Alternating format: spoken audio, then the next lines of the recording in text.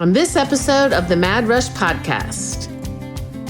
And with Mahjong, you create that community amongst other women. And I've been able to play with other women and reconnect with women because of this game.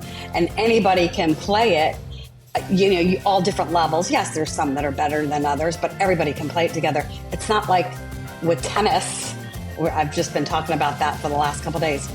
I'm an average player. Nobody who's really great wants to play with me. They don't. I get it. But with Mahjong, everybody wants to be together. It's just being together. And that's what's been so great to do. And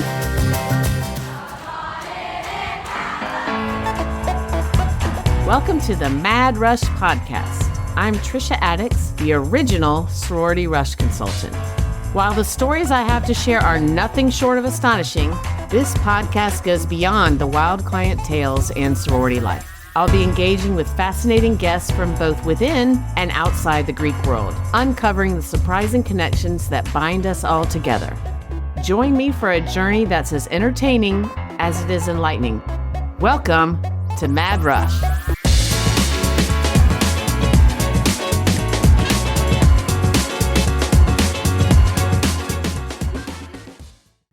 Okay, so unless you've been under a rock, and it does seem like many of you have been under a rock from some surprising conversations I had this week, but you know that Mahjong is the thing right now. I actually called my friend Hart yesterday. I talk about her sometimes on this podcast, and someone picked up her phone and said, Hart's phone, and all I heard was this clack, clack, clack, clack, clack, and it was Mahjong tiles. So I was like, okay, I can't, so I gotta go. So today I have the Mahjong expert, Jen Martel. She founded Atlanta Mahjong Mentors, and she's here with me to talk about all things Mahjong, empty nesting, and yes, you got it, rush. So welcome, Jen. Thank you so much for being here.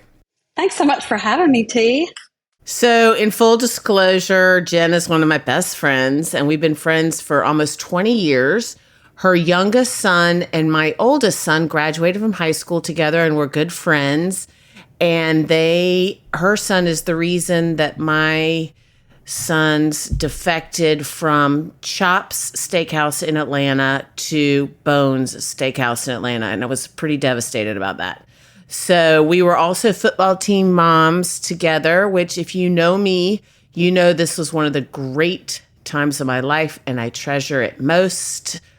And I wanted you all to meet her because she's so great, but she's also wise and has pivoted as an empty nester. So let's start with your background. Well, I hail from New York, but now I am a true Southerner. I went to college in the South, defected from the North, and have been here I've been in Atlanta for 30 years. And I love to tell my funny story about Trisha.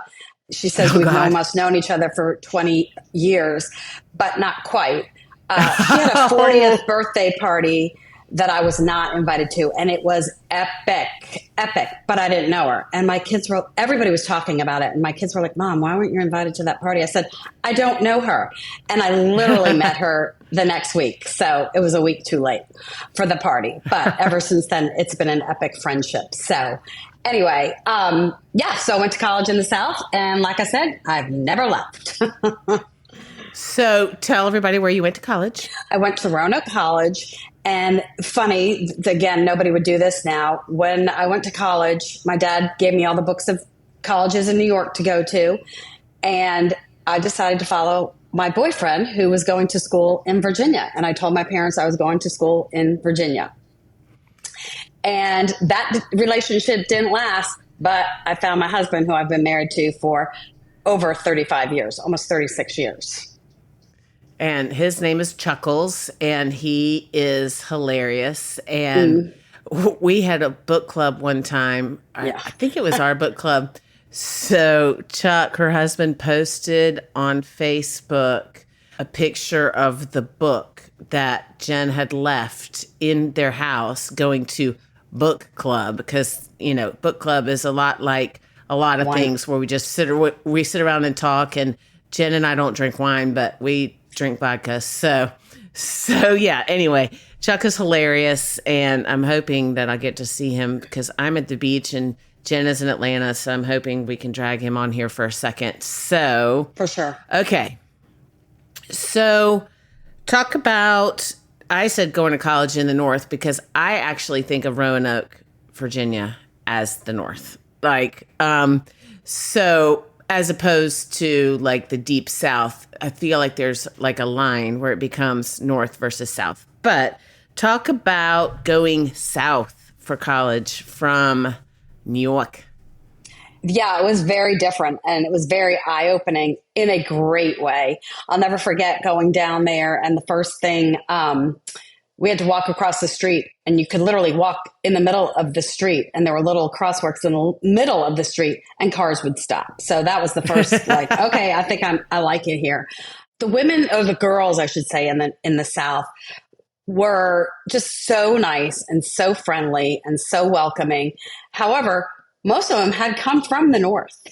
They actually came from the North. Yeah, there were so many from New York and Baltimore and DC, and it was like the North had transported to the South. But they were all wonderful. It was great. I loved it. I had a great situation and loved it. Loved it. So wait, we've never talked about what did Rush look like for you? And I actually don't know this because we don't ever talk about Rush when we're together. But now that you're on Mad Rush, let's do it. Well, it's so interesting. I didn't know anything about sororities or Rush or anything. And I got there and it was a small school. Roanoke was at that point maybe only 1,700 people. And yeah, and they only had 3 sororities. And 2 were kind of interchangeable. And then the third one, as great as it was, Kaio, they were just the more quieter girls. I, of course, was yes, clearly that was not for you. Correct. Anyway, so they were interchangeable. And so I went through Rush and again had to tell my parents I was going through Rush and they were like, what are you talking about? What is Rush? What is the sorority? All they were thinking of is, how much is this going to cost us? So I went through Rush and I don't think I've ever even said this out loud. I prefed a different sorority. Oh, really? I did. But I didn't really care which one I got into. Right. And of course, everything happens for a reason. Yes. And good point. Exactly. I think you go where you're supposed to go. And that's everything in life. And you learn that during Rush.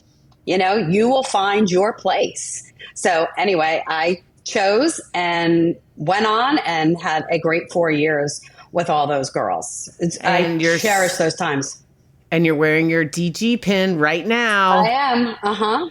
I love it. I love it. Mm-hmm. I am. But yeah, and I've actually even met some of your sorority sisters. Like, I mean, you've kept in touch with a lot of your college friends. Of course. And one of my dearest is, in California. We could go a couple months without talking, and we can get on the phone and talk for hours and talk like we've never, never missed a beat. Missed a beat. Yeah, it was amazing. Oh, here's Chuckles now. All right, Chuckles, you got to tell him to come in and say hi to us. Hi. Chuckles needs to come say hi to the podcast audience. He's coming to say hi. And look, he's got his fraternity pin. That's awesome.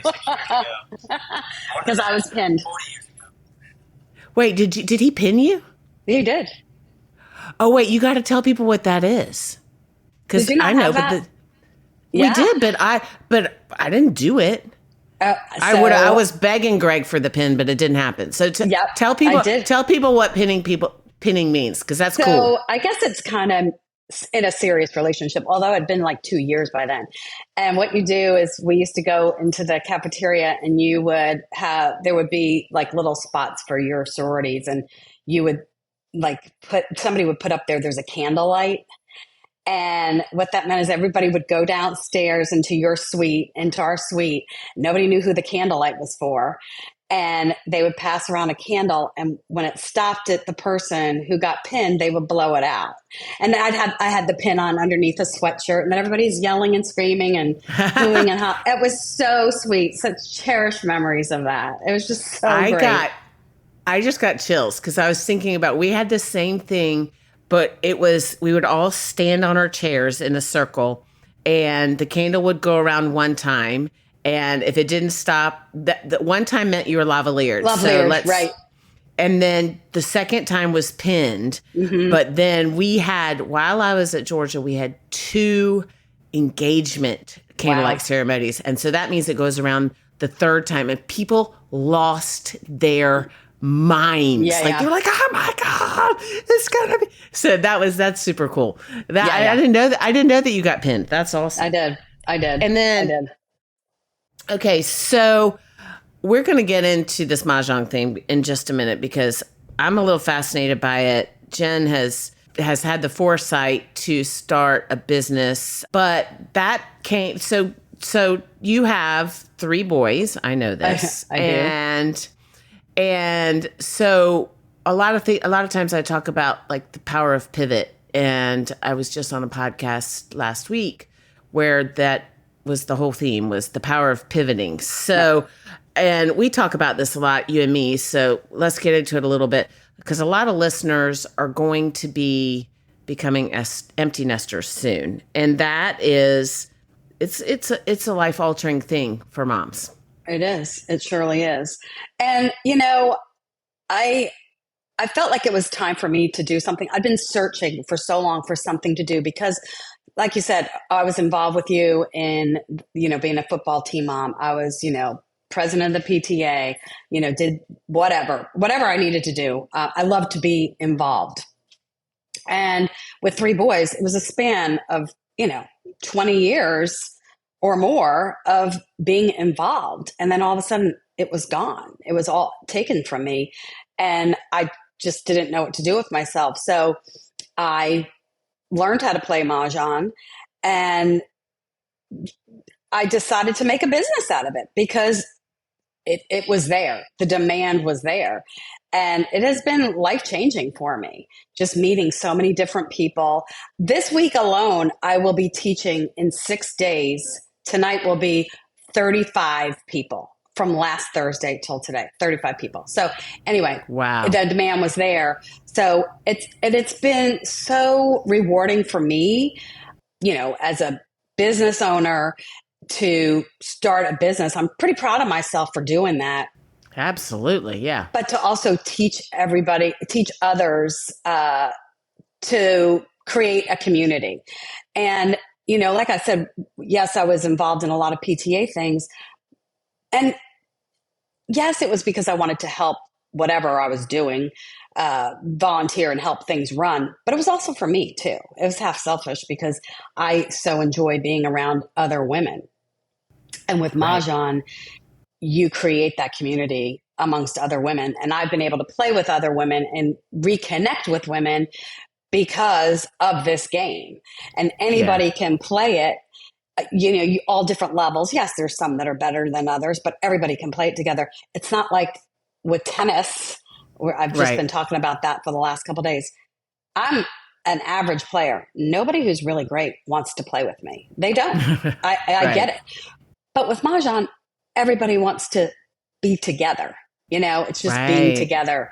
And that's what's been so great to do. And I had to pivot because, we've talked about this, being alone in our thoughts. We need to find something to do for ourselves. And we found it. Yeah. So wait, yes. And that's a very important thing.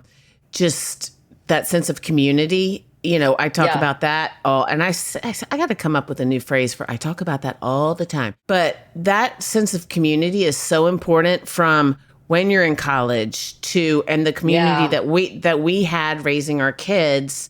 And I get verklempt when I think about it because, and we also talk about this, we're also very busy, and not that other people aren't busy, but we're busy doing things that are different than some of our friends. And so we kind of are missing that part. That part is sort of a phase in our lives right now, both as business owners, where we don't get to do a lot of the things with the people that we have, for the past 20 years or so. Right. And so that's cool that you have the community aspect of it still. Yeah. That's a really cool thing I never even thought about. And I see your pictures when you post them. I'm like, oh, she gets to see Bridget or she gets to see Kim because a lot of people. Jen also, for you listening, lives in a very tight knit community in Atlanta called Dunwoody, and it's a suburb of Atlanta, but it's very tight knit. My kids grew up there. And when I go back to Dunwoody, if I go to that Kroger, I literally know everybody at the Kroger. It's such a small town in a big city, and it's a great community and environment. Okay, so when I sent the notes to you about this episode and I copied Collier, my producer, he was like, I got to know like some details about Mahjong. So, and I don't know anything. I don't know anything about it. So, Yeah, when are you going to take a class? When are you going to sit still enough to take a class? Yeah. I'm thinking this is my dip into the toe, or how are we dipping my toe into Mahjong is this podcast. And so, Fair. but will you kind of explain, I don't know if you need, if it's interesting, get into the history of it, but kind of explain Mahjong, because it really is. I'm at my beach house, as I said earlier, and literally I go to the beach club. I don't hang out there, but every table is filled with women in bathing suits playing Mahjong. Like what? So let's talk about exactly what Mahjong is. Okay, so let me just start with a little bit of what happened back in, 2018, when Crazy Rich Asians came out. They were playing Mahjong. Do you remember that movie? Oh, I Did you love see that movie. I've seen it like 3 times. They were playing Mahjong. And so that brought about the craze. Now it's a different form of Mahjong that we play, but whatever, it brought about the craze. And so since then, it's just had an uptick. And then COVID helped push it to go a little bit further as well. And so anyway, it is a Chinese game originally, but back in the 1920s, 30s, men from New York were traveling to China, and they would bring back their wives gifts of tiles that were bone and ivory. And of course, they were gorgeous, but they didn't know what to do with them. So they created their own game called American Mahjong. And we use wow. Yes, it's very different than the Chinese. And it's been around for 88 years. It's called the National Mahjong League. They have a ruling body with all the rules, and you have to get patterns with tiles, and the patterns are on a card. And the card changes every single year. So that means the patterns change. So this is very good to push off Alzheimer's, dementia. It's great for your mind. So when the card changes, it just keeps it fresh. By the end of last year, I kind of knew the card. I'm not saying I knew the whole thing for sure, but I knew so many patterns because I'd played so much. Plus, I had also taught 100 classes with it. So I knew the pattern. So it's great for it to change. You need 4 people to play, but you can have multiple tables playing, as you say. That happens at the beach club. And you have these beautiful tiles, and so many companies have come out with these amazing tiles. And you play, and the first one to get a pattern from the card calls Mahjong. And so it's so fun when you say Mahjong, and you're kind of like, when other people say it, you're like, oh, I was so close, but you're happy for your friends too. That's like bingo. That's like bingo. It's like bingo. Yeah. So wait, it's so fun. Where does the skill part come in? So, well, there's a lot to it. Like I said, there's patterns, and you're going to be dealt tiles, and so you're not going to be. You're going to have to try and trade. You're going to be picking up tiles. There's jokers involved. There's things that you can't discard because you don't want your friend to get it, because if she gets it, she can get Mahjong ahead of you. So you have to know how long to hold on to a tile and when to get rid of a tile. So there's a lot of strategy that is involved with it. There really is. Wow. Yeah. You got to know when to hold them. That's exactly right. And it's interesting you say that. I'm going to start using that now because people do like to play on the defense. It's an offensive game. You obviously want to win. The object is to win, but you don't want your opponents to win. So you're trying to block them. So again, it's like, how long do I hold something for? Do I give it away? Because if I give it away early, they might not be able to pick it up early because they don't have the other things that go with it. So there's a lot to know. You have to read your people you play with, and you read with their body language. And I'll tell you That's something. like poker. It is. So I was playing with three of our friends a couple months ago, and I've told them before. They're like, "Well, how'd you know?" And I said, "Because I can tell in your body, movements. I can tell like when your eyes raise or whatever, when you smile or just whatever." So I walk in to play. They are wearing hats, sunglasses, and they have bandanas over their face. It was Wait, who? so funny. Who It is was that? Karen, Sally, and Bridget. Okay, that It was is hilarious. hysterical. Yeah, And but so, you learn to to read their bodies and their faces. that's like the World Poker Tournament. It is. Is there any, like where they wear sunglasses and all that? Is there anything like that, like on a national level for Mahjong? I would think so, right? They have tournaments. They definitely have tournaments. I mean, could I play in a tournament? Probably. Would I win? Probably not. Do I want to even play? No. I like to play with my friends. I always say when I teach, pick who you play with wisely because you want to enjoy yourselves. It is about having fun. It really is. And you want to cheer your friends on when they win, but you also want to beat them. But you know what I mean? Um, there is a group you can play for money. Now, mind you, it's quarters, so you could win like a big $5 one day. But more strategy comes with that too, because you really think about, okay, I really don't want to chance it with that person because I don't want to have to pay them. So there's so many different variations of you playing. It sounds really fun. I really wish I had the time for It's you to so teach fun. me. It's really, really fun.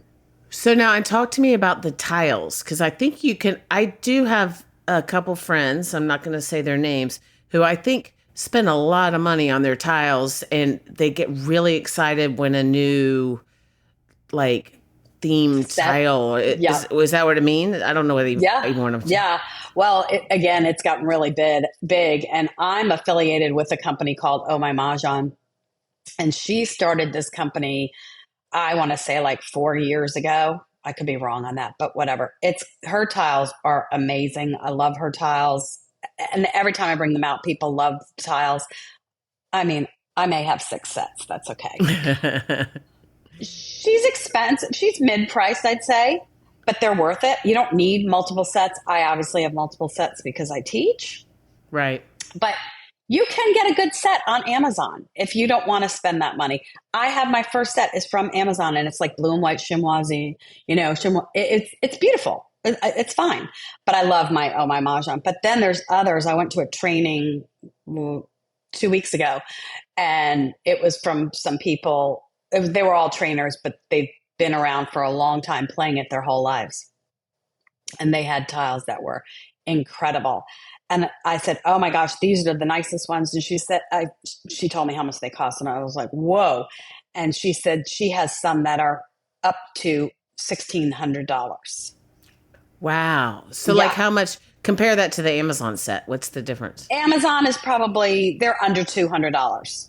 They're Oh, under wow. $200. I would say most people pay about $400. But that's Wow. okay. You'll have them forever. Again, you're Right. not going to keep buying more and more and more. Buy a set that you love, and it's worth it. It's definitely worth Right. it. And now there's websites that you can, sell them and buy new ones and, trade and stuff like that. So So that seems like it's just gonna snowball, keep snowballing, just because you have all that stuff. So are you seeing any particular trends?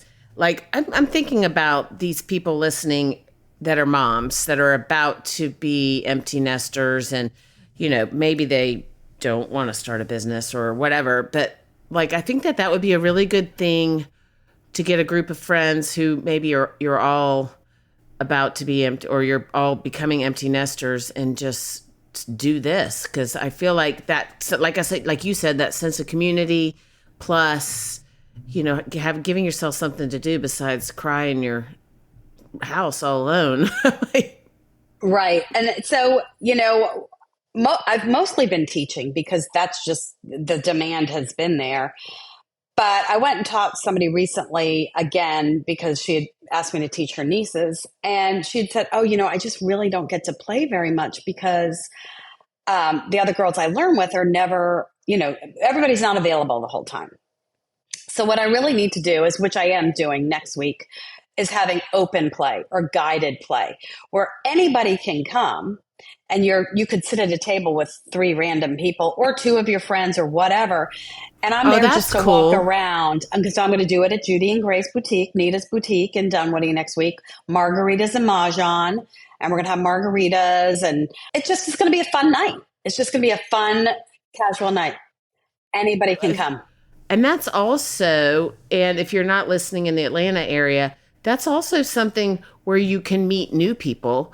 Exactly. Because, like I said, we're all going in different directions, but that's a cool way to find a new, not a new, well, I mean, yeah, new, but maybe not your only outlet. But that's a cool idea to find. Do you have any idea how people could do that? Find that elsewhere? I mean, obviously, you're doing it in A Atlanta. lot of people do. There's actually, I think there's a Facebook group called Mahjong Community, and people will post on there that they're having those kind of guided plays, and they could be in Washington State or Virginia or whatever. People say, I'm looking for this. And then people will, come back and say, oh, yes, we're having this. Because there's a lot of them in Atlanta. They have open plays every week. Oh, really? And yeah, so you can meet, it's nice because you can meet some new people. And I was listening to Mel Robbins, I don't know, a couple of weeks ago, because it was about friendships and how they come and go, and how some of your friends are gone physically because they've moved to the beach or what have you. I haven't And moved to she's the beach, by the way, just so you know. part Please feel time. free. Please Yeah, feel free to invite me because I'm always back and forth. Continue. exactly. That's true. But she says you may not have met your best friend yet, even in your 60s, and I thought, oh, okay. But I love just that. meaning there's other friendships to be had. And that's, again, a pivot thing. We can't wallow in the fact that some of our friendships they haven't gone away, but like physically, they've moved away or whatever. So you do have to forge some new friendships. And I think Mahjong is a great way to forge it because you're starting off with a common bond. And then you start talking. And, women, we love to talk. And you bounce things off of other people and while you're playing Mahjong. So It's that's what I just was a about great. to ask. So when you're playing mahjong, is there space? So like my grandmother used to play bridge, and they didn't talk because they were No, you can't concentrating. talk in bridge. You can't talk in But can bridge. you talk in mahjong? You can. You can. Yes, you can. There's breaks too. So there's times to, but we all talk during Mahjong. Everybody I play with, we talk. And There, so, and I would imagine before and after too. There's a lot of correct. that. Or you go out for, dinner first, or you play and then you say, okay, we're going to have drinks and dinner after. Something like that. It So segues that into leads that. me to, how long does it take to play mahjong, a game of mahjong? So that's interesting you ask that because you set the pace of play, and that's you choose. Like I said, you choose your people that you play with wisely. So I play with one group that we play pretty quickly, and Like how quickly? Was 25 minutes a game, 20 to 25 minutes a game, And so and how that's many games playing. do you play? So last week, Bridget and Karen and I, and then Helene um, played. It was like 2.5 hours, 2 hours, 45 minutes. And we played 7 games. Oh, wow. That's a lot. But Yeah, we that felt is a like lot. really good when we left. Could I tell you how many times I won right now? No. Or how many times I lost? No. That's not what it's about. We had a great time. We had a great time. Oh, that's It very isn't cool. all about the winning. It's about being with others. Love that. Yeah. That's very good. Now it's making me want to do it. So Well, I get think back that, here and I'll teach you. Or I guess I'll have to come down there. yeah, I've been inviting you down here. How many times? Talk about how many, can we think of how many times we've won and lost? Can we think about how many times I've invited you to the beach? And you're like, oh, yeah, that sounds great. And that's all I hear. That's okay. But that's very cool. And I think that is something that you guys, if you're about to be empty nesters, that seems like a very cool way to, like you said, forge new friendships. And because it's a loss. And it's something that when your kid goes off to college, their whole world is opening up. And it's kind of, it's a little dicey there for a while. At least it It was sure for is. me, as I've talked about before. So very cool. I'm glad that there are people out there like you. And after we do our observation, I'm gonna have you talk about where people can find you. So okay, Bama Rush Talk popularized the hashtag OOTD outfit of the day. For Mad Rush, I am repurposing hashtag OOTD into observation of the day. What is Jen's hashtag observation of the day? My observation of the day Did is you not do your homework, or did you? No, not very well. I guess I didn't read that part. What my observation of the day is that I miss you very much, and I have to come down to the beach. That's a good one. I miss you too. Gosh, I love seeing your face, and I've never drug anybody's husband onto. I miss Chuckles too. He's freaking hilarious. And so yeah, and now you have a son down here who is managing a restaurant that just opened, and so that gives you another excuse to come down and see him. See Charles. Yeah. Okay, so where can listeners find you? They can find me at AtlantaMahjongMentors.com. That's my website, or on Instagram, Atlanta Mahjong Mentors. And so if they want to book classes, can they do all that on your website, or they can? Okay. They can. Yep. And so if you're in the Atlanta area, all the links will be included in our show notes, And if you guys can tell me that you want to do it at the beach, then that'll get her down here. So you don't have to. I would definitely come down there and teach for sure. Yeah. For sure. So if you're in the St. Simons area, that's another thing. So I know some of our listeners are. So let's get you down here. I love being with you. As always, I just wish it was in person. And thank you so much for being here. Thank you for having me. Miss you. I know, I miss you too.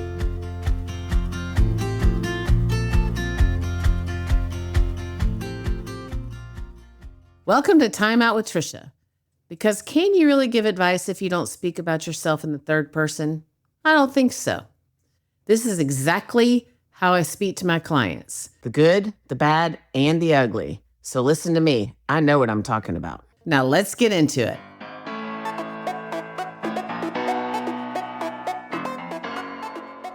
So that was really fun to have one of my besties on this podcast. And I do think that for you parents listening or your moms listening, that I just want you to know that I understand what you're about to go through if you're about to become an empty nester for the first time. And that is a really transitional time for you also. So that's a cool way to make friends and meet new people when you might be struggling a little bit. Hopefully you're not. But I think one of the things that Jen said that was really powerful was the power of the pivot, and that things are going to happen the way they're supposed to. And that is something that we would talk about a lot in Rush Prep, because you are going to have to pivot during Rush, and being aware of this fact before and preparing for it makes that pivoting a lot easier. And I didn't know that she had put down another sorority first instead of DG and ended up at DG, but she's been very, very happy for many years. So if that happens to you, do not despair. It's probably going to work out. And that's it for Time Out with Trisha. We'll see you on another episode of the Mad Rush Podcast.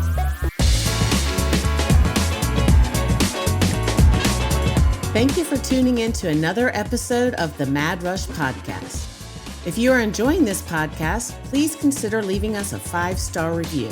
For additional Rush tips, updates, and more, please follow me on Instagram at Rush with Confidence. If you would like to reach out to us or for more information, please email info@madrushpod.com.